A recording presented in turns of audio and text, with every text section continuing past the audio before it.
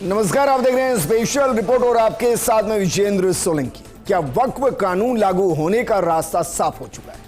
क्या कानून के जरिए वो हर कंफ्यूजन आज कोर्ट से क्लियर कर दी गई जो आम आदमी के जहन में थी? और जो कहा जा रहा था कि यह कानून वक्फ को कंट्रोल करने, वक्फ को खत्म करने के लिए लाया गया है, क्या वो भ्रम भी सुप्रीम कोर्ट के फैसले के साथ दूर हो गया? दरअसल सुप्रीम कोर्ट ने कानून को रद्द करने से इनकार कर दिया, लेकिन इस कानून के कुछ बिंदुओं पर रोक लगा दी और कुछ में स्पष्ट संदेश दिया। अब सवाल यह है कि क्या इसके बाद देश भर में वक्फ कानून का वक्त आ गया है? क्या इससे जो कहा जा रहा था कि लैंड जिहाद के जरिए संपत्तियों को वक्फ किया जा रहा था, साजिश के जरिए जो एक आरोप लगते थे, क्या उस पर विराम लगेगा?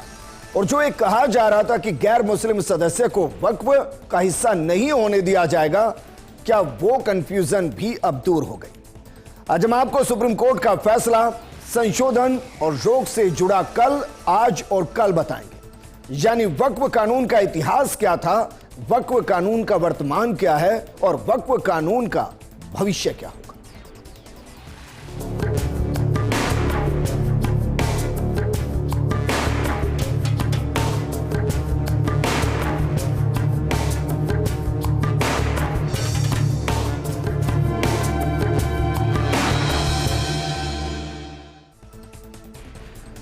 सबसे पहले आपको तीन चीजों के बारे में स्पष्ट जानकारी देते हैं। एक, बदलावों पर सुप्रीम रोक के बारे में कि वक्फ कानून क्या था, इसका संशोधन क्या हुआ था और अब कोर्ट का आदेश क्या रहा। जरा इसको एक एक पॉइंट में समझिए ताकि शुरुआत में ही आपको इस प्रोग्राम के जरिए कंफ्यूजन दूर करने का मौका मिले। जरा एक एक करके शुरू करते हैं। देखिए जरा, जो वक्फ का कानून था, वक्फ का कानून कहता था कि भाई बोर्ड में कोई गैर मुस्लिम मेंबर नहीं होगा, जो अभी तक का कानून था। दूसरा, कोई भी वक्फ कर सकता है, अगर कोई गैर मुस्लिम है तो भी वो वक्फ कर सकता है अपनी प्रॉपर्टी को। इसके अलावा वक्फ प्रॉपर्टी का वेरिफिकेशन, इसको लेकर एक अलग तरीके का पैटर्न था। अमूमन इसको ऐसे समझिए कि अगर किसी ने कहा कि यह संपत्ति वक्फ की है तो वो वक्फ की मान ली जाती थी और जिसकी वो ओरिजिनल संपत्ति थी, अब यह प्रूव करने की जिम्मेदारी उसकी होती थी कि वो वक्फ की है या उसकी है, और ये वक्फ ट्रिब्यूनल के अंदर केस चलता था। लेकिन संशोधन क्या हुआ कि कम से कम दो अनिवार्य यह संशोधन था। इसको आप समझिएगा जरा। सरकार जो कानून लेकर आई, जो बिल लेकर आई, उसमें कहा कि वक्फ का जो बोर्ड है, स्टेट बोर्ड और सेंट्रल बोर्ड, उसमें कम से कम 2 सदस्य रहेंगे। इसके अलावा 5 साल से इस्लाम मानने वाला ही संपत्ति को वक्फ कर सकता है। ऐसा नहीं कि कोई भी गैर मुस्लिम भी वक्फ कर देगा, नहीं। वो कह रहे हैं कि ठीक है, अगर कोई गैर मुस्लिम है लेकिन अगर वो इस्लाम में चला गया है, 5 साल से वहां पर है, तब ही वो अपनी संपत्ति को वक्फ कर सकता है। इसके अलावा कलेक्टर रिपोर्ट के बाद ही वो संपत्ति वक्फ होगी। ये 3 संशोधन थे जिसका विरोध था। सबसे ज्यादा विरोध था कि गैर मुस्लिम को वक्फ बोर्ड के अंदर क्यों लाया गया। आज कोर्ट ने फैसला दिया और कोर्ट ने क्या कहा, एक एक बिंदु के जरिए जरा इसको समझिए। सबसे पहले, केंद्र में 4 और राज्य में 3 से ज्यादा नहीं होंगे गैर मुस्लिम। केंद्र सरकार जो बिल लेकर आए उसमें कहा कि 2 से ज्यादा हो सकते हैं। कोर्ट कह रहा है कि नहीं, स्टेट में 3 या 3 से कम और सेंटर में 4 या 4 से कम रहेंगे, इससे ऊपर की स्ट्रेंथ नहीं रहेगी। इसके अलावा नियम बनाने तक इस पर रोक लगा दी गई है। किस पर रोक लगा दी? कोई भी वक्फ कर सकता है संपत्ति। जो ये नियम था कि भाई 5 साल से इस्लाम मानने वाला जो है वो ही वक्फ कर सकता है, कोर्ट ने कहा कि नहीं, जब तक कि आप इसके नियम नहीं बना देते तब तक हम इसको रोक रहे हैं, आप इसको लागू नहीं कर सकते। इसके अलावा वक्फ ट्रिब्यूनल और कोर्ट तय करेगा। सरकार क्या कह रही थी कि कलेक्टर रिपोर्ट के बाद संपत्ति वक्फ होगी। कोर्ट कह रहा है कि नहीं, या तो वक्फ ट्रिब्यूनल तय करेगा और या वहां का हाई कोर्ट तय करेगा। जब हाई कोर्ट तय कर देगा तब यह माना जाएगा कि वह संपत्ति वक्फ है या फिर नहीं है। अब इन तीनों बिंदु को एक एक करके आपको समझाते हैं और सबसे पहले जरा समझिए वक्फ में गैर मुस्लिम भागीदारी को लेकर क्या कुछ कहा गया। दरअसल वक्फ बोर्ड में गैर मुस्लिमों की भागीदारी पर सुप्रीम कोर्ट ने प्रावधानों पर रोक तो नहीं लगाई, लेकिन बोर्ड में गैर मुस्लिम भागीदारी को सीमाओं में बांध दिया है।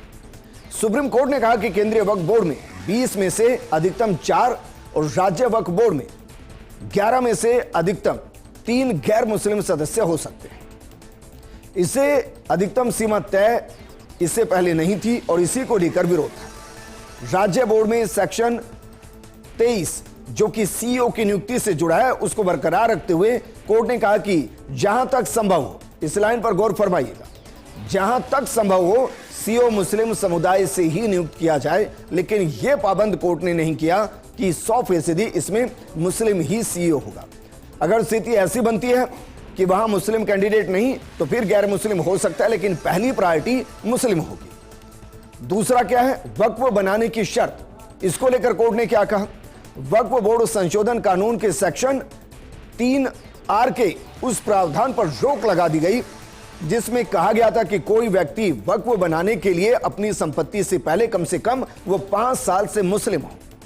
अदालत ने कहा कि जब तक राज्य सरकारें यह तय करने के लिए नियम नहीं बनाती कोई व्यक्ति वास्तव में मुसलमान है या नहीं, तब तक यह प्रावधान लागू नहीं हो सकता, क्योंकि बिना नियम के ये मनमाने ढंग से इस्तेमाल किया जा सकता है। और उदाहरण के तौर पर राजस्थान का जिक्र करते, राजस्थान में धर्मांतरण विरोधी कानून लागू हो चुका है। यानी अगर किसी को धर्म बदलना है और एक बार के लिए फर्ज कीजिए गैर मुस्लिम को मुस्लिम बनना है तो उसकी एक पूरी प्रक्रिया है जिसमें कलेक्टर के स्तर तक जाकर यह पूरा मामला रुकता है और वो अपनी मर्जी से धर्मांतरण कर रहा है या दूसरे धर्म में जा रहा है, इसको लेकर पूरी प्रक्रिया निर्धारित कर दी गई। अब अगर उस राज्य के अंदर वो मुसलमान हो जा रहा है और वो ऑन रिकॉर्ड मुसलमान हो जा रहा है तो फिर शायद वो अपनी संपत्ति को वक्फ कर सकता है। उसके लिए ये 5 साल का राइडर लागू नहीं होगा। वर्तमान में स्थिति बहुत कंफ्यूजिंग है कि क्या वाकई में मुसलमान है या नहीं है। ऐसा तो नहीं है कि लोभ प्रलोभ या डरा धमकाकर या परिवार को खतरा बताकर ऐसा किया जा रहा है। इसलिए शायद सरकार ने 5 साल का राइडर लगाया था और कोर्ट ने कहा है कि राज्य सरकार तय करें कि कौन मुसलमान है या नहीं। जैसे ये कंफर्म हो फिर इस राइडर पर बातचीत की जा सकती है। तीसरा है वक्फ की प्रॉपर्टी का वेरिफिकेशन। ये एक जटिल प्रक्रिया है और इसको समझने की जरूरत है, क्योंकि सुप्रीम कोर्ट ने सेक्शन 3C से जुड़े प्रावधान यानी कि बदलाव पर रोक लगाई और यह धारा सरकारी अधिकारियों को वक्फ संपत्ति की स्थिति तय करने का अधिकार देती है। कोर्ट ने उस प्रावधान पर भी रोक लगा दी कि किसी संपत्ति को वक्फ तभी माना जाएगा जब सरकारी अधिकारी की रिपोर्ट में अतिक्रमण ना होने की पुष्टि हो। धारा 3C3 जिसमें अधिकारी को संपत्ति को सरकारी जमीन घोषित करने और राजस्व अभिलेख बदलने का अधिकार था, उसे भी रोक दिया गया है। धारा 3C4 जिसके तहत राज्य सरकार वक्फ बोर्ड को अधिकारी की रिपोर्ट के आधार पर रिकॉर्ड सुधारने का आदेश देती, उस पर भी रोक लग गई। कलेक्टर को नागरिकों के अधिकार तय करने का अधिकार देना सत्ता के विभाजन यानी कि सेपरेशन ऑफ पावर्स के सिद्धांत के खिलाफ है और यह कोर्ट ने कहा है। उन्होंने कहा कि कार्यपालिका को यह अधिकार नहीं दिया जा सकता जब तक किसी संपत्ति का मालिकाना हक वक्फ ट्रिब्यूनल सेक्शन 83 से तय नहीं हो जाता, उस पर हाईकोर्ट में अपील की प्रक्रिया पूरी नहीं हो जाती, तब तक वक्फ का मालिकाना और उसके रिकॉर्ड से छेड़छाड़ नहीं किया जाएगा। और यह एक राहत है, हालांकि यह राहत दोनों तरफ है। मुस्लिम तबका इसलिए खुश है कि अभी तक कलेक्टर को पावर दी गई थी और उसको लेकर वो डरे हुए थे कि कहीं ऐसा तो नहीं कि सरकार के कहने पर ब्यूरोक्रेसी अपने तरीके से काम करे, या उनका डर था। और दूसरा पक्ष इसलिए खुश है क्योंकि अभी तक वक्फ बोर्ड के जरिए जो ट्रिब्यूनल कोर्ट में केस जा रहे थे उनमें से सिर्फ 2% के आसपास ही हाईकोर्ट के अंदर जा रहे थे, बाकी में सुनवाई नहीं हो रही थी। और वो भी एक बड़ी लिस्ट है जो पेंडेंसी की ट्रिब्यूनल कोर्ट के अंदर है। 10-10, 15-15 सालों तक केस पेंडिंग रहते थे और जिसकी खुद की जमीन होती थी वो भी उस पर मालिकाना हक नहीं जता पा रहा था। और इसलिए यह फैसला दोनों के अधिकारों का संरक्षण करता है। लेकिन बीते 13 साल में वक्फ की संपत्ति कितनी बढ़ी, यह एक आंकड़ा है, एक आंकड़ा जो ये बताता है कि वक्फ की संपत्ति क्या वाकई में इतनी ज्यादा वक्फ को दान की गई। जरा इस आंकड़े पर गौर फरमाइए और देखिए बीते 13 सालों में क्या हुआ। 2012 और 2025 के बीच में वक्फ की संपत्ति 2012 में 2,07,394 थी। यह आंकड़ा है एक्चुअली में कैलकुलेटिव आंकड़ा। मानिए कि जैसे 1, 2, 3, 4, 10, 20 प्रॉपर्टी है तो उनको जो आप प्रॉपर्टी को काउंट करेंगे वो प्रॉपर्टी 2,07,394 है, लेकिन 2025 में वही प्रॉपर्टी 8,72,870 हो गई। अब कई मुस्लिम स्कॉलर से बातचीत हुई, डिबेट्स के दौरान भी हुई। उन्होंने कहा कि दरअसल ये जो 2,07,394 है वो टुकड़ों में बट गई, इसलिए आज ये आंकड़ा 8,72,870 है। मतलब वो ये कह रहे हैं कि एक 1,000 का अगर प्लॉट है कोई 1,000 गज का, तो वो एक प्रॉपर्टी थी 2012 में, लेकिन 2025 तक आते आते उसमें 100 गज के 10 प्लॉट कट गए, यानी कि वो प्रॉपर्टी 10 हो गई। वो कह रहे हैं कि इस तरीके से बड़ी है, लेकिन ऐसा नहीं है। जरा देखिए, जो भूमि क्षेत्रफल जो लाख एकड़ में है वो 2012 में कितना था? 18 लाख एकड़, और 2025 में कितना हो गया? 39.02 लाख एकड़, यानी कि 2 गुने से भी ज्यादा। आप समझ रहे हैं? ये प्रॉपर्टी वक्फ के पास है। इन 13 सालों के अंदर 21.02 लाख एकड़ भूमि आखिर किसने दान की?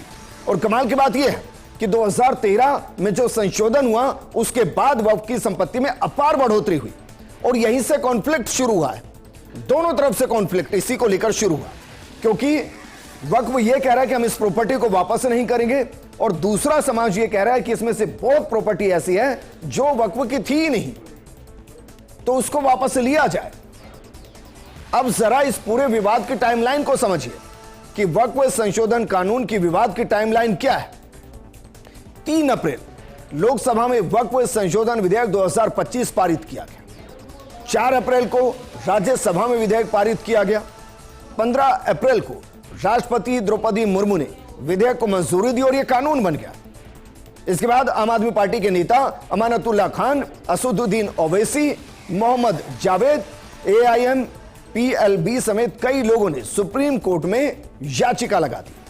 17 अप्रैल को सुप्रीम कोर्ट ने याचिकाओं पर सुनवाई की। सरकार के आश्वासन के बाद फैसला आने तक वक्फ यूजर या फिर वक्फ बाय डीड संपत्तियों को डी नोटिफाई नहीं किया जाएगा, और सुप्रीम कोर्ट ने केंद्र को अपना पक्ष रखने को कहा था। 25 अप्रैल को सरकार ने याचिकाओं को खारिज करने की मांग की और कहा कि कानून पर पूरी तरह रोक नहीं लगाई जा सकती। 29 अप्रैल को सुप्रीम कोर्ट ने कानून के खिलाफ नई याचिकाओं पर विचार करने से इनकार कर दिया। 5 मई को तत्कालीन CJI संजीव खन्ना ने कहा कि इस मामले पर अगले CJI BR गवई 15 मई को सुनवाई करेंगे, और 15 मई को CJI गवई ने अंतरिम राहत के मुद्दे पर याचिकाओं की सुनवाई 20 मई को तय की। 20 मई सुप्रीम कोर्ट ने याचिकाओं पर सुनवाई की और फैसला सुरक्षित रख लिया, और 15 सितंबर को CJI गवई की अगुवाई वाली बेंच ने अंतरिम आदेश पारित कर दिया। यह पूर्ण आदेश नहीं है, इसमें भी और फैसले आ सकते हैं, लेकिन जो अभी तक फैसले आए उसका विश्लेषण हम करें। लेकिन यह आपने जो टाइमलाइन देखी, ये लोकसभा में संशोधन बिल आने, उसके कानून बनने, सुप्रीम कोर्ट में चैलेंज होने और सुप्रीम कोर्ट से अंतरिम फैसले आने तक की है। लेकिन क्या वाकई में वक्फ की टाइमलाइन सिर्फ इतनी है? वक्फ के इतिहास की टाइमलाइन सिर्फ इतनी है? जरा 3 और आंकड़े आपको देते हैं, इनके साथ खुद को कनेक्ट कीजिए और समझने की कोशिश कीजिए कि यह कहानी कैसे शुरू होती है। दरअसल 1954 में पंडित जवाहरलाल नेहरू जब प्रधानमंत्री थे, उस दौरान वक्फ को लाया गया। 1995 में जब PV नरसिम्हा राव प्रधानमंत्री थे, उस दौरान इसका संशोधन लाया गया, और जो ताजा संशोधन था 2013, वो डॉक्टर मनमोहन सिंह जब प्रधानमंत्री थे उस दौरान ये लाया गया। अब आप कह रहे होंगे कि भाई ये क्यों दिखाया जा रहा है? जो आंकड़े बढ़े हैं वो 2013 के संशोधन कानून के बाद बढ़े हैं, और ऐसा नहीं है कि आजादी के बाद से ही देश के अंदर वक्फ कानून था, यह आजादी के पहले से था। 1954 में जब वक्फ बोर्ड का गठन हुआ तब पंडित नेहरू देश के प्रधानमंत्री थे, यानी नेहरू सरकार के समय वक्फ अधिनियम पारित किया गया था। भारत से इस लाइन को जरा समझिएगा, क्योंकि इसके अगेंस्ट जो चीजें और खतरनाक है। भारत से पाकिस्तान गए मुसलमानों की जमीन केंद्र सरकार ने वक्फ बोर्ड अधिनियम 1954 के तहत वक्फ बोर्ड को दे दी थी। आप समझ रहे हैं? पार्टीशन के दौरान जो हमारे मुस्लिम भाई भारत से पाकिस्तान चले गए, उनकी प्रॉपर्टी जितनी यहां पर थी वो सारी प्रॉपर्टी वक्फ को दे दी गई, वक्फ कर दी गई। जबकि दूसरी तरफ जो हमारे हिंदू भाई जो पाकिस्तान से भारत आए थे उनको शरणार्थी घोषित किया गया, उनको ये जमीन नहीं दी गई और ना वहां वो प्रोटेक्ट है जमीन। ऐसा नहीं है कि पाकिस्तान के अंदर जो हिंदुओं की प्रॉपर्टी थी वो वहां के देवस्थान बोर्ड को दे दी हो। हालांकि मैं तो ये भी नहीं मानता कि वहां देवस्थान बोर्ड होगा या नहीं होगा, लेकिन वहां के हिंदुओं को भी नहीं दी गई थी, यहां वो प्रॉपर्टी प्रोटेक्ट कर दी गई थी। 1964 में केंद्रीय वक्फ परिषद की स्थापना की गई और इसके बाद 1995 पीवी नरसिम्हा राव जब प्रधानमंत्री थे, 1995 में कांग्रेस की नरसिम्हा सरकार ने वक्फ को बड़े अधिकार दिए थे। 1991 के बाबरी मस्जिद विध्वंस की भरपाई के लिए वक्फ बोर्ड अधिनियम में बदलाव किया गया और वक्फ बोर्डों को भूमि अधिग्रहण के असीमित अधिकार दे दिए गए। 1995 के संशोधन से वक्फ बोर्ड को असीमित शक्तियां मिली। वक्फ एक्ट में नए नए प्रावधान जोड़े गए। जो संशोधन किया गया उनमें प्रत्येक राज्य और केंद्र शासित प्रदेशों में वक्फ बोर्ड के गठन की अनुमति दी गई और यह 1995 में हुआ। फिर 2013 में क्या हुआ? डॉक्टर मनमोहन सिंह की सरकार ने भी वक्फ को और मजबूत किया। साल 2013 में एक बार फिर से संशोधन बिल पेश किया गया और वक्फ को असीमित शक्ति और पूर्ण स्वायत्तता मिल गई और यही वो अधिकार भी मिला कि कोई संपत्ति अगर वक्फ की जाए तो फिर वो वक्फ की है या नहीं, यह तय करने का अधिकार उस मालिक का है जिसकी संपत्ति पर दावा ठोक दिया गया और इसका फैसला वक्फ ट्रिब्यूनल के अंदर किया जाए। और 2013 के बाद हमने आपको आंकड़े दिखाए कैसे जो 18 लाख एकड़ जमीन थी वो अगले 12-13 साल में 39.2 लाख एकड़ हो गई, यानी कि 21 लाख एकड़ जमीन अचानक से बदल गई, बढ़ गई। सोचिए, आजादी के बाद 1947 से लेकर 2013 तक वक्फ के बाद संपत्ति है जो जमीन है वो 18 लाख एकड़ है, लेकिन महज 12 सालों में वो संपत्ति 21 लाख एकड़ बढ़ जाती है और यहीं से वो सब सवाल शुरू होते हैं जिन सवालों के जवाब तलाशे जा रहे हैं। लेकिन 1985 वक्फ कानून और असीमित अधिकार का असर क्या रहा? दरअसल वक्फ अधिनियम 1995 की धारा 3 में संविधान को दरकिनार किया गया कि यदि वक्फ सोचता है कि भूमि किसी मुस्लिम की है तो यह वक्फ की संपत्ति है। वक्फ को इस बारे में कोई सबूत देने की जरूरत नहीं है। उन्हें क्यों लगता है कि जमीन उनके स्वामित्व में आती है? यहां तक कि मुस्लिम कानूनों का पालन करने वाले देशों में भी वक्फ संस्था नहीं है, न ही किसी धार्मिक संस्था के पास वक्फ जैसी असीमित शक्तियां हैं। पाकिस्तान से पलायन करने वाले हिंदुओं को कोई भी जमीन वापस नहीं दी गई, जबकि जो मुस्लिम पाकिस्तान चले गए उनकी जमीन वक्फ को दे दी गई।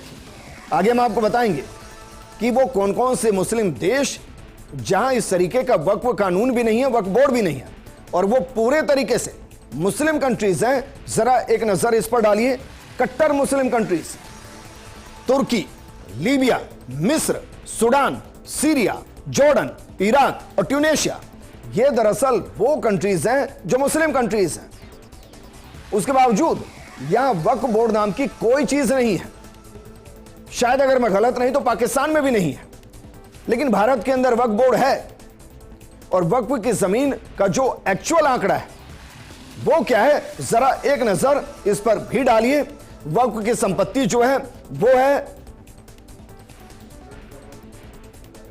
9,40,000 एकड़ के आसपास जो बताई जा रही है और देश में मुस्लिम आबादी लगभग 25 करोड़ के आसपास। अब आप इसको कैलकुलेट कर लीजिए कि अगर हर एक व्यक्ति को जमीन देनी पड़े तो उसके हिस्से में इतनी जमीन आ जाएगी कि उसको बेघर नहीं रहना पड़ेगा।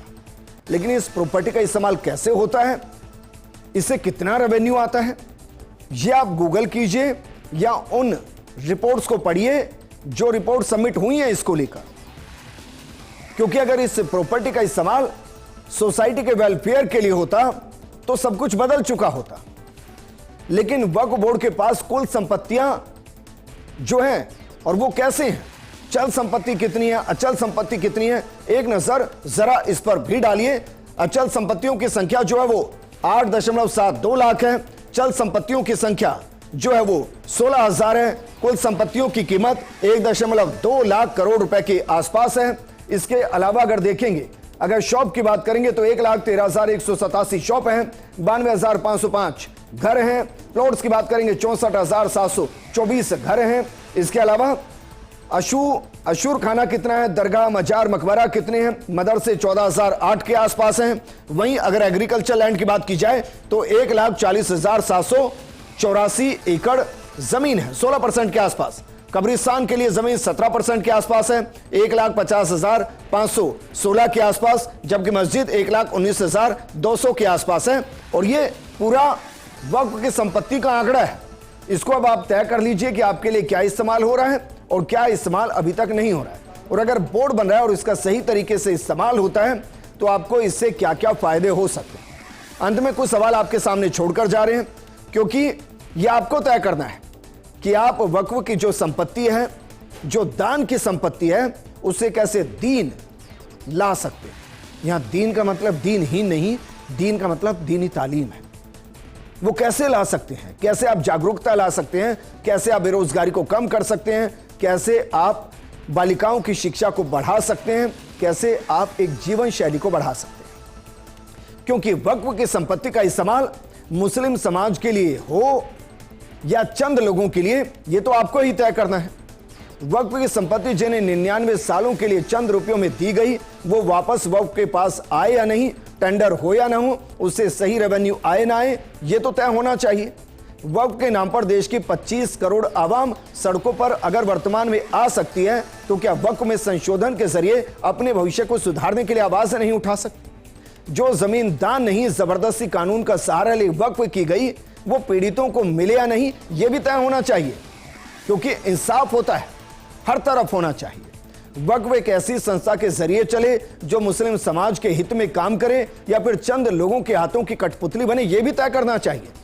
और कम से कम आपके ही बच्चे वक्फ के लिए सड़कों पर होंगे, ये नहीं होना चाहिए। अगर है तो नेताओं के क्यों नहीं है, उन मौलवियों के क्यों नहीं है जो आपको कह रहे हैं कि खतरनाक है, जबकि आपके लिए कितना वेलफेयर का काम किया ये कोई नहीं जानता। और जरा सोचिए, अगर एक संस्था रेगुलेट हो, उसकी ऑडिट हो, उसकी हर एक संपत्ति से कितना रेवेन्यू आ सकता है, इसको मैक्सिमाइज किया जाए, फिर उस रेवेन्यू को उसी समाज के एजुकेशन में, उसके हेल्थ सेक्टर में, उसके डेवलपमेंट के सेक्टर में अगर इस्तेमाल किया जाए, तो आप सोचिए ये रिवॉल्यूशन लाएगा। एक ऐसा रिवॉल्यूशन जो एक समाज को मुख्य धारा से जोड़ते हुए विकसित भारत का हिस्सा बनाएगा।